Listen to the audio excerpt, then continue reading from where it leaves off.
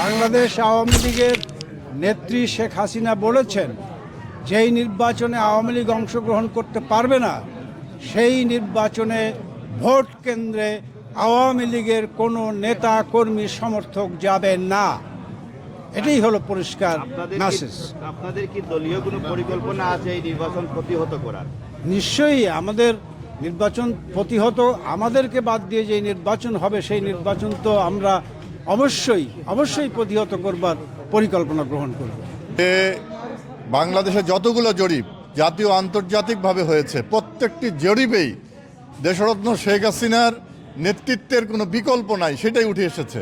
কাজে বাংলাদেশের 18 কোটি মানুষ মনে করে শেখ হাসিনার হাতেই নিরাপদ। শেখ হাসিনার হাতেই বাংলাদেশ নিরাপদ ছিল, আগামীতেও বাংলাদেশ নিরাপদ তার হাতেই থাকবে। বিকল্প কোনো নেতৃত্ব বাংলাদেশে এখনও উঠে আসে নাই, কারণ তিনি হচ্ছেন প্যারামাউন্ট লিডার।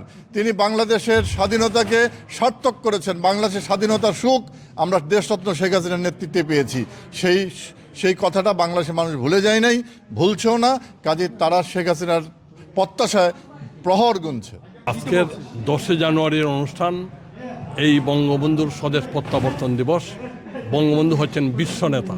এই বঙ্গবন্ধু পাকিস্তানের কারাগার থেকে মুক্ত হয়ে এই লন্ডনে আওয়ামী লীগের যুক্তরাজ্য প্রবাসী বাঙালিদের প্রতি কৃতজ্ঞতা জানিয়ে লন্ডনে এসেছিলেন এবং লন্ডনের সেদিন ব্রিটিশ প্রধানমন্ত্রী এডওয়ার্ড হেথ বঙ্গবন্ধুকে সাদর আমন্ত্রণ অভ্যর্থনা জানিয়েছিলেন এবং তার গাড়ির দরজা সকল প্রটোকল ভেঙে বঙ্গবন্ধুর গাড়ির দরজা খুলে দিয়ে সকল প্রটোকল ভেঙে বঙ্গবন্ধুর প্রতি সম্মান জানিয়েছিলেন ব্রিটিশ সাবেক প্রধানমন্ত্রী হ্যারল্ড উইলসন, লেবার পার্টির নেতা।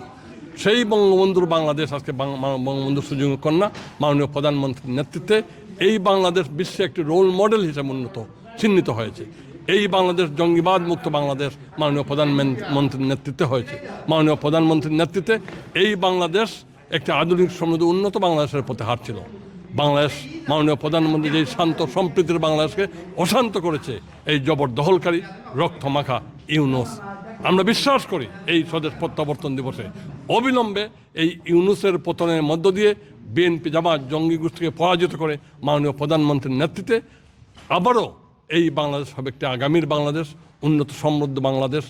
72 সালের 10ই জানুয়ারি যদি জাতির পিতা বঙ্গবন্ধু শেখ মুজিবুর রহমান বাংলাদেশে প্রত্যাবর্তন না করতেন, ইন্ডিয়ান সৈন্যরা বাংলাদেশ থেকে যেত না। বঙ্গবন্ধু দ্বিতীয়বার বাংলাদেশ স্বাধীন করেছেন এবং আন্তর্জাতিকভাবে বঙ্গবন্ধু দেশের প্রত্যাবর্তন করে পার্লামেন্টারি গভর্নমেন্ট ফর্ম করার সাথে সাথেই দুনিয়ার প্রত্যেকটি দেশে বাংলাদেশকে স্বীকৃতি দিয়েছে। অতএব বঙ্গবন্ধু জাতির জনক বঙ্গবন্ধু শেখ মুজিবুর রহমান বাঙালির হৃদয়ে আজীবন থাকবেন। আমাদের আন্দোলন চলতেছে এবং এই আন্দোলন অব্যাহত থাকবে, চলবে। আন্দোলন করে যদি পাকিস্তানের মতন একটা পাওয়ারফুল আর্মিকে আমরা পরাজিত করে দেশ স্বাধীন করতে পারি, তাহলে এই গোটা কয়টা রাজাকার আলবদরকে আমরা অবশ্যই পরাজিত করে আমাদের দেশ আমরা স্বাধীন করব। জাতির জনক বঙ্গবন্ধু শেখ মুজিবুর রহমানের স্বদেশ প্রত্যাবর্তন, আমরা 8ই জানুয়ারি লন্ডন হয়ে উনি বাংলাদেশে গিয়েছিলেন। আমরা যুক্তরাজ্য আওয়ামী লীগের পক্ষ থেকে এই দিবস পালন করছি এবং আপনারা দেখেছেন বিশ্বের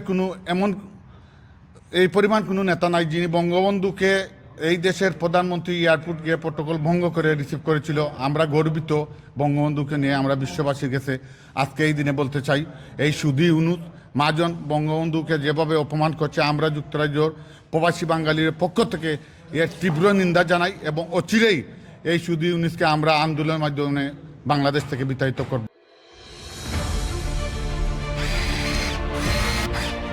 আলোতে থাকুন, ফোকাসে থাকুন, হাত রাখুন প্রজন্মের হাতে।